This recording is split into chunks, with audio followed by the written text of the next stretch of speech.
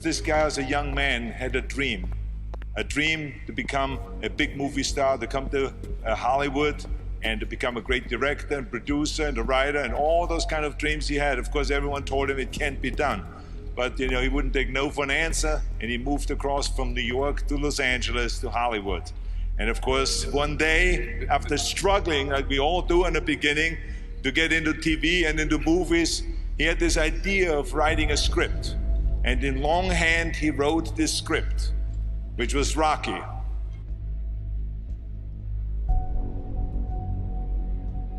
It's all about dreams, and by the way, dreams cost nothing. They're free. The hard part is just keeping them going, and please keep them going, because we're here for one simple reason. He believed in the dream, I believed in the dream, and our dreams come true, and there's no reason every one of yours can't either.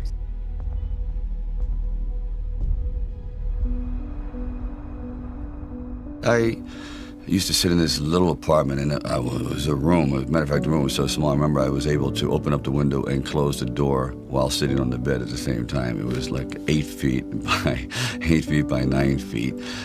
But the one thing about that room, there was really very little distraction. So I would sit there propped up in bed, and I'd go out with my big pen and legal pad and just start writing these stories. And most of them were very, very trivial. But there was something about the process of unrealized dreams. I was always brought back to this subject because I think it's one of the most enduring subjects and one of the most difficult passages for people to accept, that they never were realized in their own lifetime, that they just didn't get that shot. I decided it was a time to come to California, so I went to California. And I moved in the valley, and things weren't going very, very well there. As a matter of fact, I had to go out and try to sell my dog because he was either do that or he just was not going to be very well fed. And then one night, I went to see Muhammad Ali fight. For one brief moment, this supposed stumble bum turned out to be magnificent in the fact that he lasted and knocked the champion down. I said, boy, if this isn't a metaphor for life. His entire life crystallized at that moment. He will be remembered for all eternity, at least among the fight fans. He did something extraordinary. I said, now that is probably what I need as a catalyst for an idea. A man who's going to stand up to life and take one shot and maybe go the distance. So I started to write. And it was one of those writing frenzies. And 3 days later, I came up with the script of Rocky. Now, the script by no means was a finished piece of material. It was probably about 90 pages, and maybe 10% of it remained in the final script, but it was done.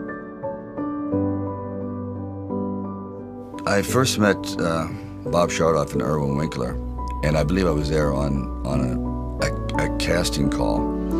So we're talking a little bit, and I guess I really wasn't right for the acting part. And on the way out, I said, oh, I don't know if it matters, but I do a little bit of writing. He goes, really? He says, yeah, I'm writing this story. I have this thing about wrestlers, and I might do something about boxing. Well, he says, well, bring it around. And I thought, if I hadn't stopped on the way out, that's why I tell all actors or writers, don't give up, keep talking. Eventually you might hit a nerve somewhere and they go, come on back. And if they didn't say, come on back, or bring it later and let's see what you've developed, I wouldn't be sitting here.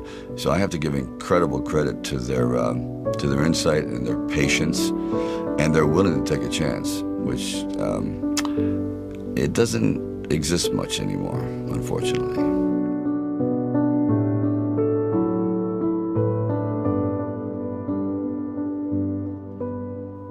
Originally, when I brought the script to them, they were fairly enthusiastic about it. The one thing they were not enthusiastic about was me playing the part, and I really can't blame them at the time. But there was something inside of me that this opportunity is never going to come around. And I really wasn't used to money, and I had no idea of what I would be missing. But the temptation started to come forward. First, it was $25 grand and $100,000. I go, well, I never heard of $100,000 because I had like $106,000 dollars in the bank. And like I said, I had to sell my dog, and things were not looking very, very good.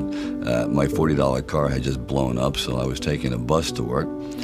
But still, it didn't matter. I wanted to stick with it. Then it went up to $150,000, $175,000, and it went up to $250,000. Now my head was starting to spin, and it went up to $330,000, and probably I heard it went up to $360,000. And I thought, all right, you know, you've really managed poverty very well. You've got this down to a science. You really don't need much to live on. I had like sort of figured it out. So I was not in any way used to the good life. So I thought, you know what? If I know in the back of my mind, if I sell this script and it does very, very well, I'm going to jump off a building.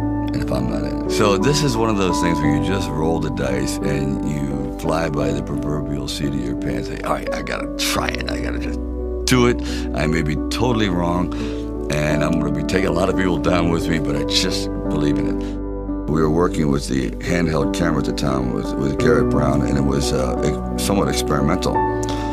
And he'd film me running through shopping malls and up down the steps and flights, curved corridors along the river, until finally my legs basically gave out and I'm like writhing on the ground, and I want to rise up and say, John, I'm dying here. And he goes, no, use it. Use the pain. I said, for what? I mean, I'm in misery. He goes, well, no. You know, it's giving your character, it's giving him some depth. I said, it's giving me bruises. It's giving me like agony. I can't sleep at night. Like the scene where we just jumped down and saw this ship along the dock, docked along the pier. And I said, just jump out, run as fast as you can along the ship. And I'm running and running. I said, you know what? My legs are buckling. I'm literally going to crash down here.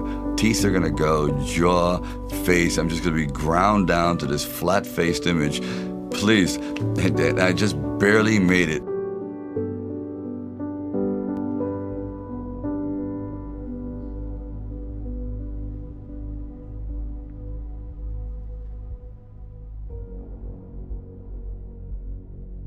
The world ain't all sunshine and rainbows.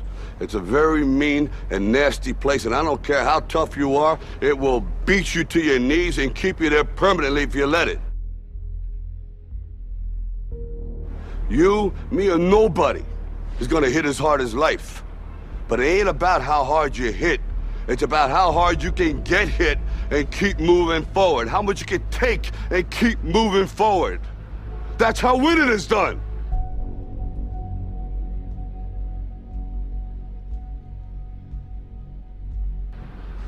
Now, if you know what you're worth, now go out and get what you're worth. But you gotta be willing to take the hits and not pointing fingers saying you ain't where you wanna be because of him or her or anybody. Cowards do that, and that ain't you. You're better than that.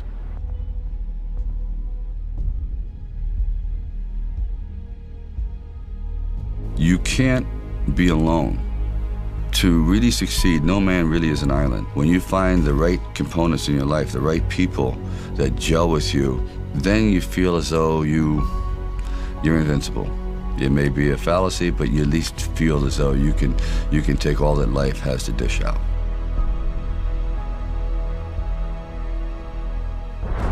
At the very end of our lives, if we can still say, you know, we were never humbled, we were knocked down, but we got up, and I can say, I lived life with integrity, and I took all the blows, as the song says, and I still prevailed. I think that's a good epitaph for anyone.